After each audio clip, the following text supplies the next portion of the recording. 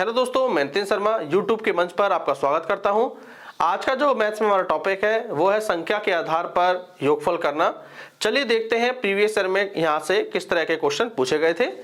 तो question number 1 क्या दिया है, प्रथम 20 प्राकृत संख्याओं का योगफल बताइए। एसएससी सीजीएल में ये प्रश्न पूछा गया है। तो देखिए कैसे करोगे इस प्रश्न को। आपको याद रखना है n प्राकृत संख्याओं का योगफल निकालना हो, n प्राकृत संख्याओं का योगफल निकालना है आपको। तो एक फॉर्मूला याद रखना है n ब्रैकेट में n+1/2। बस आपको इतना याद रखना है। n यहाँ पर क्या है दिया है 20, ठीक है। आगे करिए 20 और 1 21 बटे 2, 2 का भाग दे देंगे इसमें, 10 12 हो गया। 21 गुणा 10 यानी कि 210। आपका आंसर आ गया। तो प्रथम 20 प्राकृत संख्याओं का योगफल कितना आएगा, 210। क्या कह रहा है, प्रथम 5 अभाज्य संख्याओं का योग बताना है। रेलवे के एग्जाम में पूछा हुआ प्रश्न है ये। चलिए सॉल्व करते हैं। प्रथम 5 अभाज्य संख्याएं, तो हमें पता है सबसे छोटी अभाज्य संख्या कौन सी होती है। सबसे छोटी अभाज्य संख्या होती है 2, ठीक है। चलिए 2 से स्टार्ट करते हैं। हमें क्या चाहिए, 5 अभाज्य संख्या चाहिए। 5 अभाज्य संख्या, पहली संख्या हो गई 2, दूसरी हो गई 3, तीसरी हो गई 5, चौथी हो गई 7, अगली क्या होगी 11। 9 नहीं होगी क्योंकि वो विभाजित है 3 से। तो 2 3 5 7 11 ये पहली 5 अभाज्य संख्याएं होती हैं। अब इनका हमें क्या बताना है, योगफल। 2 + 3 + 5 + 7 + 11। चलिए करते हैं। 2 और 3 5, 5 और 5 10, 10 और 7 17, और 17 और 11 28। हमारा आंसर आ गया प्रथम 5 अभाज्य संख्याओं का योग 28। क्वेश्चन नंबर 3, प्रथम 35 विषम प्राकृत संख्याओं का योग बताना है। यूपी पीसीएस प्री के एग्जाम में पूछा हुआ प्रश्न है ये। तो आपको याद रखना है प्रथम n विषम प्राकृत संख्याओं का कोई योग पूछे हमसे, तो केवल आपको कर देना है n², ठीक है। n कितना दिया है यहाँ पे हमें 35, तो 35 का स्क्वायर कर दीजिए, ठीक है।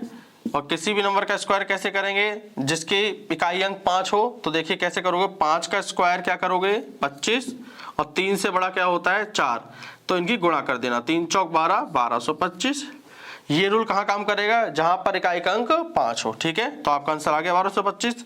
एक और सिखा देते हैं आपको, 45 का, जैसे 45 का स्क्वायर निकालना है हमें। तो 5 का स्क्वायर क्या होगा, सबसे पहले 5 का स्क्वायर करेंगे 25, तो 4 से बड़ा क्या होगा 5, इन दोनों गुणा कर दीजिए, 5 चौक 20। आ गया हमारा आंसर। क्वेश्चन नंबर 4 को पढ़ते हैं। यदि 1 + 2 + 3 + 100 बराबर x है, तब x का मान हम बताना है। एसएससी के एग्जाम में ये प्रश्न पूछा गया है। तो देखिए हमने कुछ देर पहले किया था प्रथम 20 प्राकृत संख्याओं का योगफल, ठीक है। यहां पर भी सेम यही है। हम इसे क्या लिख सकते हैं, प्रथम 100 प्राकृत संख्याओं का योगफल लिख सकते हैं। तो बस वही फॉर्मूला लगा देना है आपको जो 20 वाले में लगाया था। तो n+1/2 ये कहां पर यूज करेंगे, जहां पर, फिर समझ लिए, लगातार प्राकृत संख्याओं का योग पूछा हो आपसे। लगातार प्राकृत संख्या का योग पूछे तो आपको ये लगाना है फॉर्मूला, n ब्रैकेट में n+1/2। n आपको फिर समझा देते हैं, यहाँ पे है अंतिम संख्या, ठीक है। चलिए करते हैं। अंतिम संख्या क्या है 100, तो यहाँ 100 लिख दिया, गुणा 100 और 100 + 1 हो जाएगा 101 बटे 2, 2 ये कट जाएगा 50 बार। अब 101 की गुणा 50 से करेंगे, तो 50 से करना 50 और 50 से करना 50। तो क्वेश्चन नंबर 5 क्या कह रहा है, 5 क्रमिक मतलब लगातार सम संख्याओं a b c d व e का योगफल 130 है। तो a व e का गुणनफल हमें बताना है। एसएससी के एग्जाम में ये पूछा गया प्रश्न है।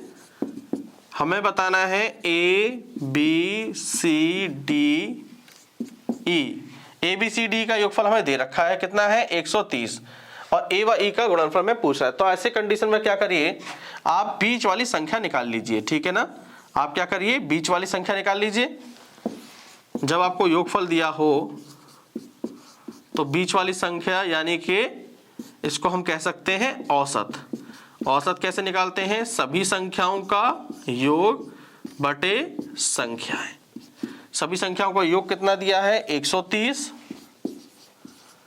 संख्याएं कितनी है टोटल, 1 2 3 4 5, ये कट गया आपके 5 दूनी 10, 5 छिक्का 26 बार।